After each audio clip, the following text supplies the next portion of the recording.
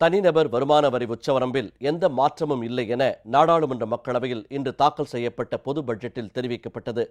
நாட்டின் பொருளாதார வளர்ச்சியில் மாநிலங்களுக்கும் சம பங்கு உள்ளது என்றும், மாநிலங்களின் மக்கள் நலத்திட்டங்களுக்கு மத்திய அரசு உரிய நிதி வழங்கி ஊக்குவிக்கும் எனவும் அறிவிக்கப்பட்டுள்ளது. திரு நரேந்திர மோடி தலைமையிலான மத்திய அரசு பதவியேற்றதிலிருந்து இந்தியா வலுவான பொருளாதார சக்தியாக உருவெடுத்து வருகிறது என குறிப்பிட்ட நிதி அமைச்சர், பங்குச்சந்தை வளர்ச்சியில் இந்தியா 2வது இடத்தை பெற்றுள்ளதாகவும், அந்நிய செலாவணி பெருமளவிற்கு அதிகரித்திருப்பதாகவும் தெரிவித்தார்.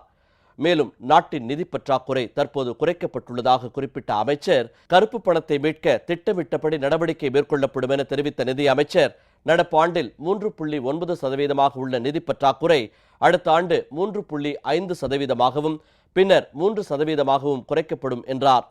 காங்கிரஸ் ஆட்சி காலத்தில் நடைமுறைக்கு கொண்டுவரப்பட்ட மகாத்மா காந்தி தேசிய ஊரக வேலை உறுதி திட்டத்தை மேம்படுத்துவதற்காக 5000 கோடி ரூபாய் ஒதுக்கப்படும் என்று தெரிவித்தார்.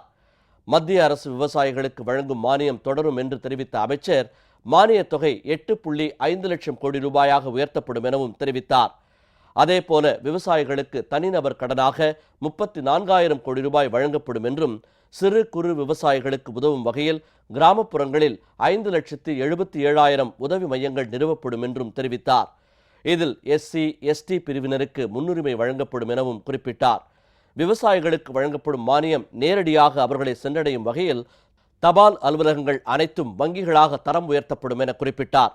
ஏழைகளுக்கு புதிய பென்ஷன் திட்டம் அறிமுகப்படுத்தப்படும் என குறிப்பிட்ட நிதி அமைச்சர், சிறுபான்மையினர் மேம்பாட்டுக்காக தனி அமைச்சகம் ஏற்படுத்தப்படும் என்றும் குறிப்பிட்டார். நாட்டின் உள்கட்டமைப்பு வசதிகளை மேம்படுத்த 70,000 கோடி ரூபாய் ஒதுக்கப்படும் என்று குறிப்பிட்ட நிதி அமைச்சர், சமையல் எரிவாயு மானியம் நேரடியாக பயனாளிகளை சென்றடையும் வகையில் நடவடிக்கை மேற்கொள்ளப்படும் என்றும் குறிப்பிட்டார்.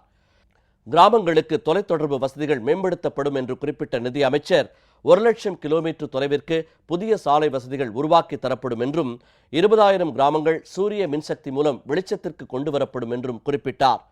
நாட்டில் 5 கிலோமீட்டர் தூரத்திற்குள் ஒரு நடுநிலைப் பள்ளி அல்லது மேல்நிலைப் பள்ளி நிறுவப்படும் என்றும், அந்த வகையில் புதிதாக 80,000 பள்ளிகள் உருவாக்கப்படும் என்றும் அமைச்சர் குறிப்பிட்டார். மூத்த குடிமக்களுக்கு சிறப்பு நிதி உருவாக்கி அதன் மூலம் அவர்களுக்கு உதவப்படும் என்று குறிப்பிட்ட நிதி அமைச்சர், சந்தை விலைக்கு ஏற்றாற்போல் தங்கம், பத்திரங்கள் மூலம் விற்பனை செய்யப்படும் என்றும் குறிப்பிட்டார். கிராமப்புற உள்கட்டமைப்பு உள்ளிட்ட பல்வேறு துறைகளில் அந்நிய நேரடி முதலீட்டை ஊக்குவிக்க நடவடிக்கை மேற்கொள்ளப்படும் என நிதி அமைச்சர் தெரிவித்துள்ளார்.